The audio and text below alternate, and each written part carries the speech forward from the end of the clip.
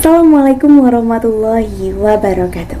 Halo semuanya, kembali lagi bersama aku Bati Kurnia Andasari dari Program Studi Komunikasi dan Penyiaran Islam Kelas Internasional Universitas Muhammadiyah Yogyakarta dengan nomor induk mahasiswa 2021-07-1004.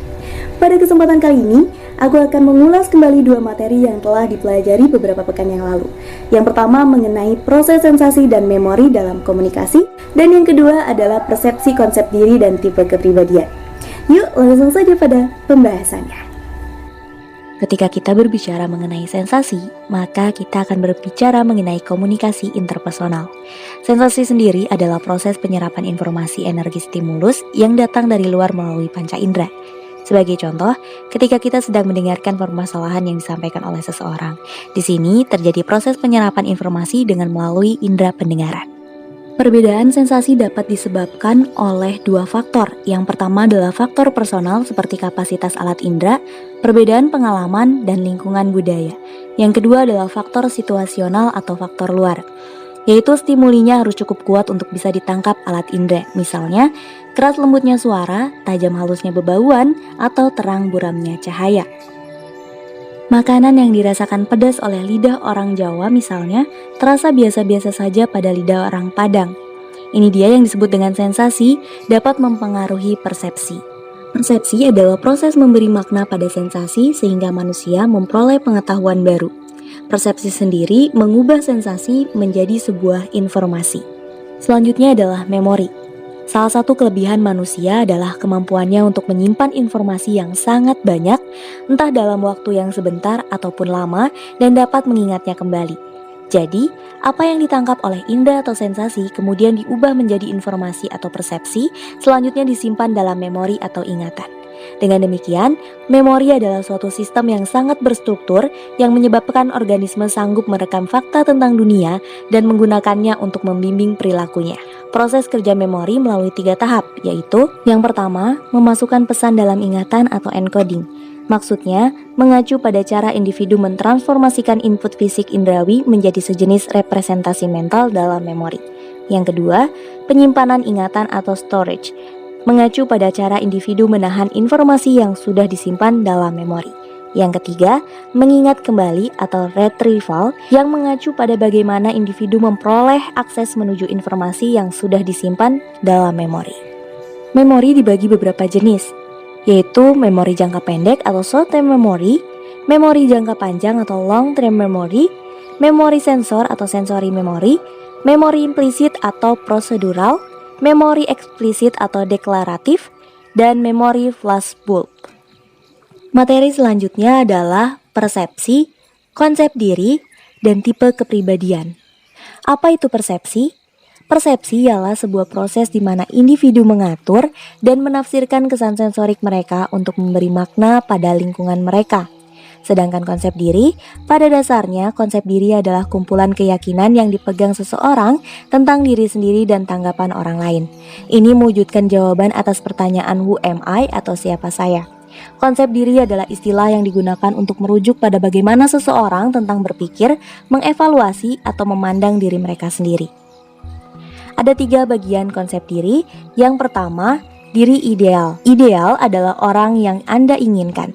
Itulah yang Anda bayangkan tentang diri Anda sendiri. Kedua, gambar diri sendiri. Gambar diri sendiri yaitu bagaimana Anda melihat diri Anda pada saat ini. Yang ketiga, harga diri. Harga diri mengacu pada perasaan, harga diri seseorang, atau nilai yang mereka tempatkan pada diri mereka sendiri. Ada beberapa jenis konsep diri dari segi karakter. Yang pertama adalah konsep diri yang positif, seperti seseorang menganggap dirinya sebagai individu yang cerdas, atau seseorang menganggap dirinya sebagai karyawan yang kompeten. Yang kedua, konsep diri yang negatif. Seseorang yang menganggap dirinya dingin atau tidak dapat didekati, atau seseorang yang menganggap dirinya sebagai karyawan yang malas dan tidak efisien.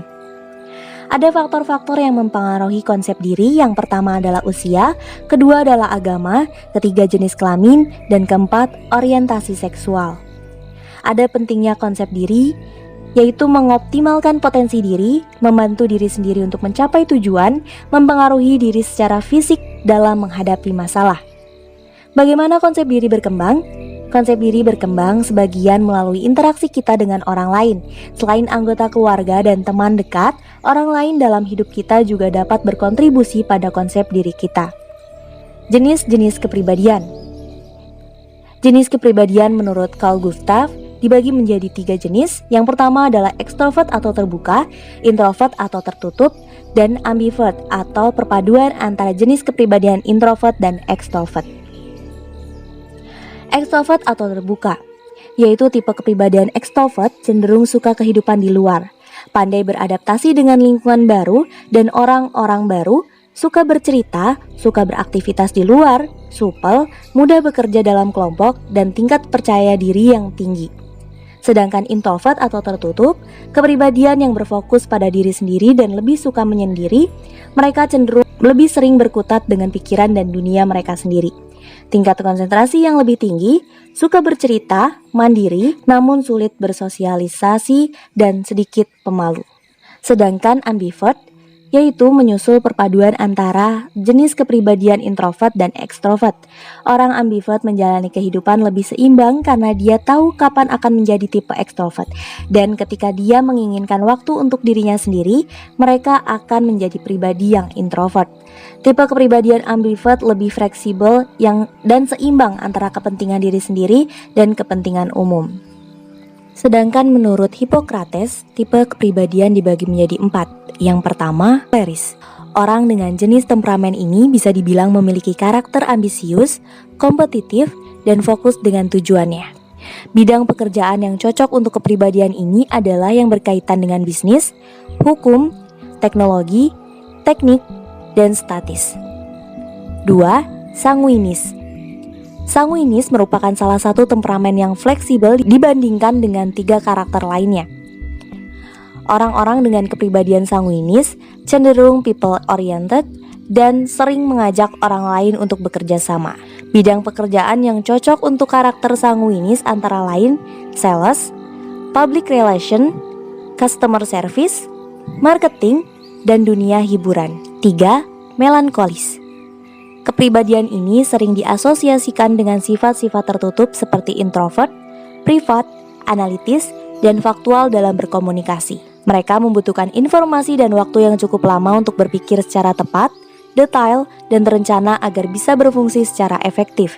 Orang dengan tipe kepribadian ini cenderung pemalu dan curiga terhadap orang baru sehingga mereka merasa perlu mengetahui tujuan dari orang tersebut. Kepribadian melankolis juga cenderung sensitif terhadap perkataan atau pemikiran orang lain mengenai diri mereka. Melankolis termasuk jenis karakter yang suka kerapihan, maka tipe pekerjaan yang cocok bagi mereka adalah yang berkaitan dengan riset, seni, sains, akuntansi, administrasi, dan kerja sosial.